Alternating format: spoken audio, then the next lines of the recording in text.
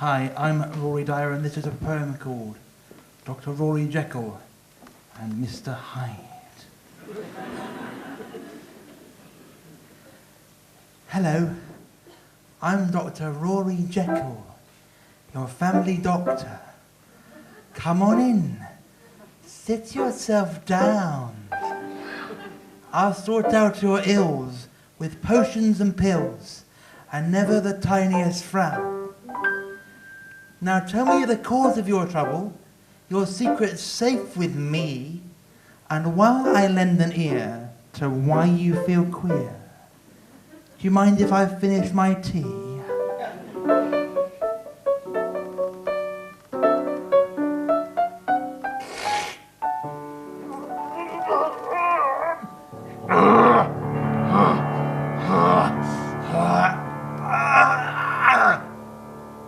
You miserable snivelling nuisance! How dare you take up my time!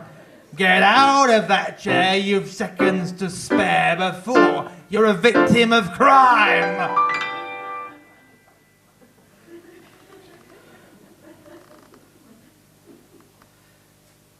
How long have you had this condition? How long has it given you jip? Speak freely, don't blush, take your time, there's no rush. In the meantime, do you mind if I have one more sip?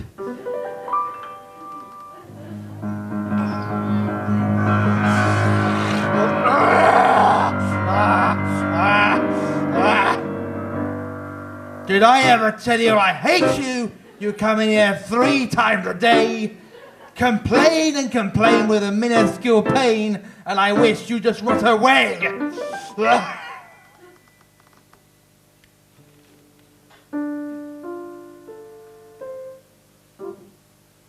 It's really so lovely to see you on the wonderful National Elf. I'd love to talk more, but it's 4:15 and I'm really not feeling myself.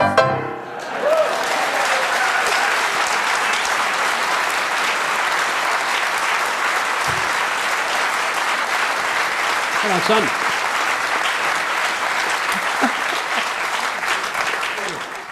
Tell us the other poem you're going to do.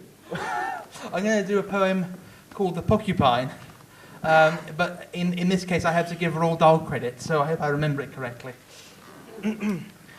Each Saturday I shout hooray, for that's my pocket money day, although it's clearly understood I only get it when I'm good.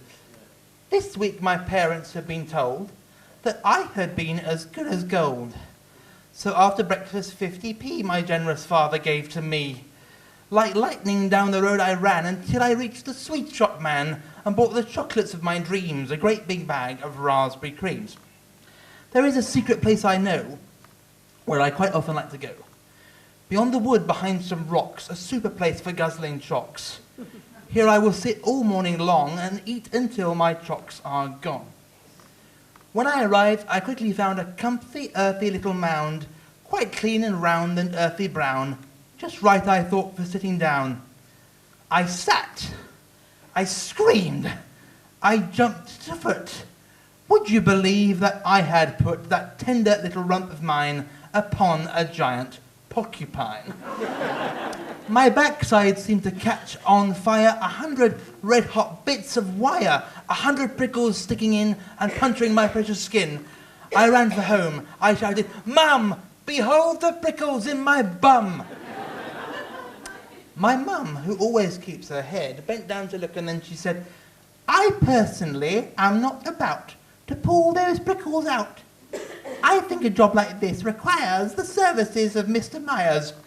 Not the dentist, no. Oh, Mum, why don't you have a go?"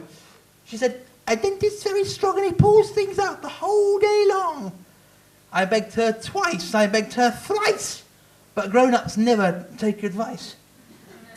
She drove me quickly into town, and then they turned me upside down upon the awful dentist chair, while 2 strong nurses held me there. Enter the dreaded Mr. Myers, waving a massive pair of pliers. "This is," he cried with obvious glee, "a new experience for me. Quite honestly, I can't pretend I've ever pulled things from this end. He started pulling one by one and yelling, "Maya, Maya, what fun!"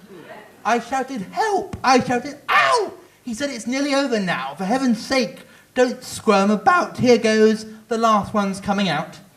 The dentist pulled and out it came, and then I heard the man exclaim, "Let us now talk about the fees. That will be 50 guineas, please." My mother's a gutsy bird and never one to mince a word. She said, "By gosh, that's jolly steep." He answered, "No, it's very cheap. My dear woman, can't you see that if it hadn't been for me, this chap could go another year with prickles sticking in the rear?" So, that was that. Oh, what a day, and what a fuss. But by the way, I think I know why porcupines surround themselves with prickly spines. It is to stop some silly clown from squashing them by sitting down. Don't copy me, don't be a twit, and be sure you look before you sit. Thank you.